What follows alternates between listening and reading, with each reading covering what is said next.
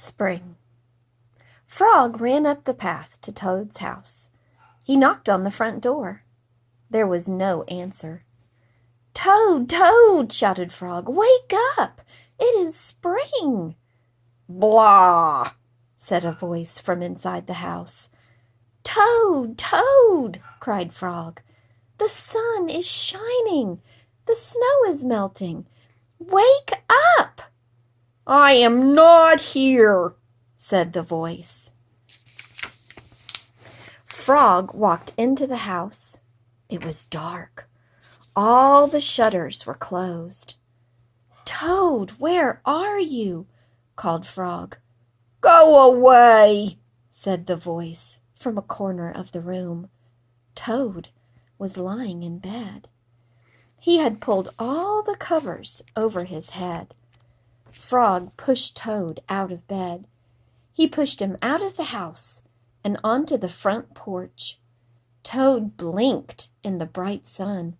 "Help!" said Toad. "I cannot see anything." "Don't be silly," said Frog.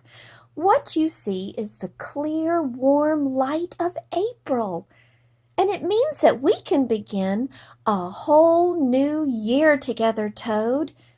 "Think of it," said Frog.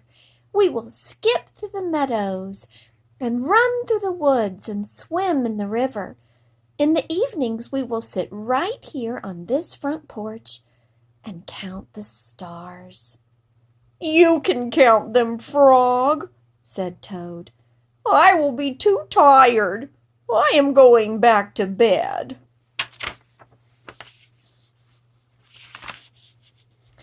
Toad went back into the house. He got into the bed and pulled the covers over his head again. "But Toad," cried Frog, "you will miss all the fun." "Listen, Frog," said Toad. "How long have I been asleep?" "You have been asleep since November," said Frog. "Well then," said Toad, "a little more sleep will not hurt me. Come back again and wake me up at about 1/2 May. Good night, Frog." "But Toad," said Frog, "I will be lonely until then." Toad did not answer. He had fallen asleep. Frog looked at Toad's calendar. The November page was still on top. Frog tore off the November page. He tore off the December page and the January page, the February page and the March page. He came to the April page. Frog tore off the April page too. Then Frog ran back to Toad's bed.